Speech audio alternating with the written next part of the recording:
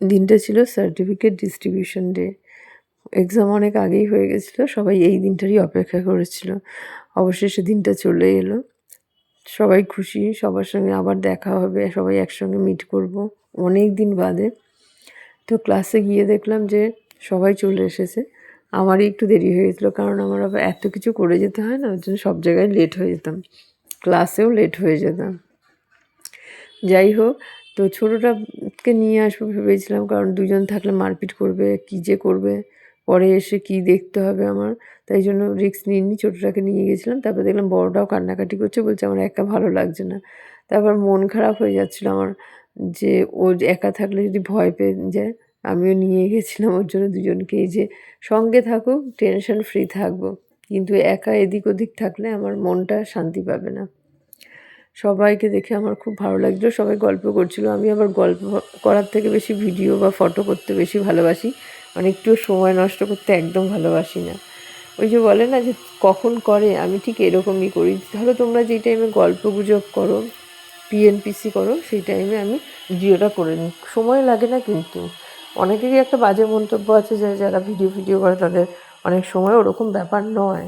হ্যাঁ, এক্সট্রিম লেভেলে অনেকেই করে, সেরকম আমি করি না। আমি ঠিক যেটা সুইটেবল, কোনো কোনো ভিড়ভাট্টা নেই, গ্যাদারিং নেই, ওখানে কোনো এমার্জেন্সি কিছু নেই, সেইখানেই আমি করি। তো সেই দিনও আমি সেটাই করে নিচ্ছিলাম।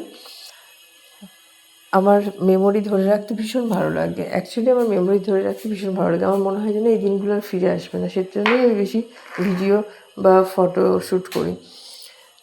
তো ক্লাসে সবার সঙ্গে সব পুরনো কথাবার্তা বলছিল। আমাদের ব্যাচটা না ভীষণই ভালো ছিল, সবাই বলতো, ম্যাডামও বলে, আমাদের মধ্যে কোনো হিংসে ছিল না। যার যেটা দরকার হতো না, সেটা সবাই পেয়ে যেত চাইলে। আমার তো কোনো প্রফেশনাল কিট ছিলই না প্রথম থেকেই। আমার যা ছিল ঘরোয়া, সেগুলো দিয়েই করতাম। আমার মনে হতো যা ফিনিশ আসুক, এইটা দিয়েই আমি প্র্যাকটিস করব, এরকম একটা ব্যাপার ছিল। কিন্তু এরকম না যে ক্লাসে কেউ চাইলে দেবে না, সবাই সবাইকে দিত। আমিও বলতাম তোদের যদি আমার কিছু প্রয়োজন লাগে সেটা নিতে পারিস।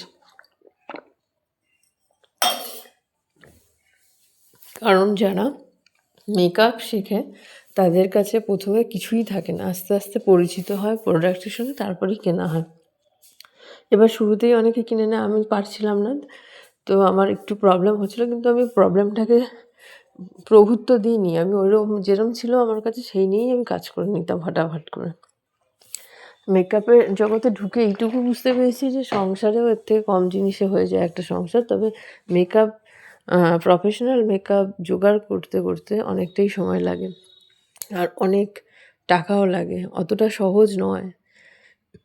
মেকআপটা কিন্তু অতটা সহজ নয় আমরা যতটা ভাবি।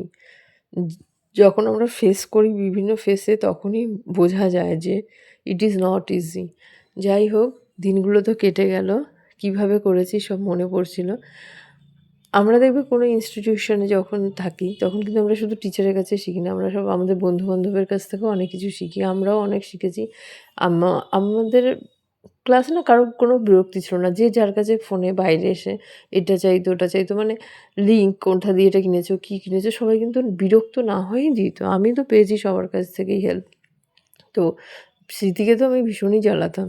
আর ওই যে জ্যোতি তো এত মজা করতো, আমি হেসে হেসে মানে খুন। আমার একটু হাসি বেশি ভালো লাগে, মানে কমেডিটা বেশি ভালো লাগে। এত বাড়িতে চিৎকার চেঁচামেচি ঝামেলা দেখেছি যে আমার কমেডি হলে আমি ভীষণ মজা পাই। তো জ্যোতি ওই জায়গাটা পূরণ করে দিত। আর স্মৃতির কাছে এখনও স্মৃতিকে জিজ্ঞেস করি, স্মৃতি এটা কোথায় পাবো, ওটা কোথায় পাবো, ও না খুব সুন্দর ইনফরমেশন রাখে আর লিঙ্কগুলো দিয়ে দিতে পারে।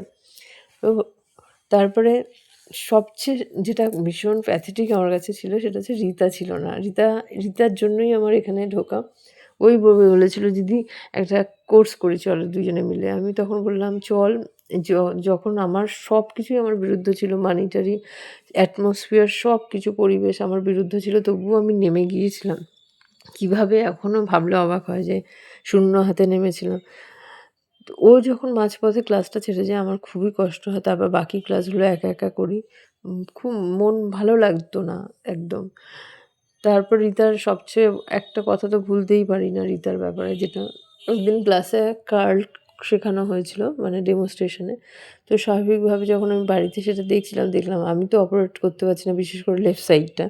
তখন স্বাভাবিকভাবে সবাই তো পরের দিনই জিজ্ঞেস করেছে যে, "এটা আমি পারছি না।" আমিও সেরকমভাবে পরের দিন মেশিনটা নিয়ে গিয়ে বললাম যে, "আমি না এই সাইডটা কিছুতেই বুঝতে পারছি না। শুকনো হাতে যদি তুমি দেখাও আমাকে করে দেখাতে হবে না। জাস্ট মেশিনটা হেয়ারে টাচ করিয়ে বলো এইরকমভাবে ইউজ করতে হয় তাহলেই হবে।" তো যাই হোক, ওই ব্যাপারে আমি আর কিছু বলছি না। সেটা দেখে রিতার খুব কষ্ট হয়েছিল। আমারও খুব ইনসাল্টেড ফিল হচ্ছিল যে মানুষ যেটা বোঝে না সেটা তো জিজ্ঞেস করেই। আমার এত কষ্ট লেগেছিল আমি বলে বোঝাতে পারব না। সবাই পুরো হা হয়েছিল বিষয়টা দেখে। কারণ স্বাভাবিক যখন স্টুডেন্ট কিছু না পারে সে পরের দিন সেটা সে জিজ্ঞেস করে। তো রিতার হয়তো খুব খারাপ লেগেছিল। ও বলল, "দিদি তুমি এটা নিয়ে টেনশন করো না। আমি না ভালো পার্লারে জব করেছি। ওখানে অনেক রকম কাজ হতো। আমি দেখেছিলাম কাজটা।" ওর পার্লার বন্ধ করে এসে আমাকে শিখিয়ে দিল কার্লিং করাটা। কীভাবে ধরতে হয় মেশিনটা, কীভাবে ইউজ করতে হয়। আমি সেই দিনটা না এখনো ভুলি না। কারণ সেই দিনটার বিকেলবেলাতেই আমার মানে আমি ভগবান যে আমাদের কত রকম কিছু দেখায় আমি বলে বোঝাতে পারি। সেই দিনই আমার ওই কাস্টমার এসেছিল মানে চুলটা কারো করা। আমি সেটা করতে পেরে এত স্যাটিসফাইড নইলে আমি কতটা মানে লজ্জায় পড়ে যেতাম।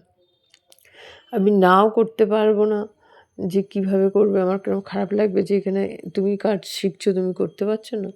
যাই হোক, রিতার জন্য আমি ওই দিন আমার প্রেস্টিজটা রক্ষা পেয়েছে আর কি, মান সম্মান রক্ষা পেয়েছে এবং ওর প্রতি আমি প্রচণ্ড পরিমাণে কৃতজ্ঞ।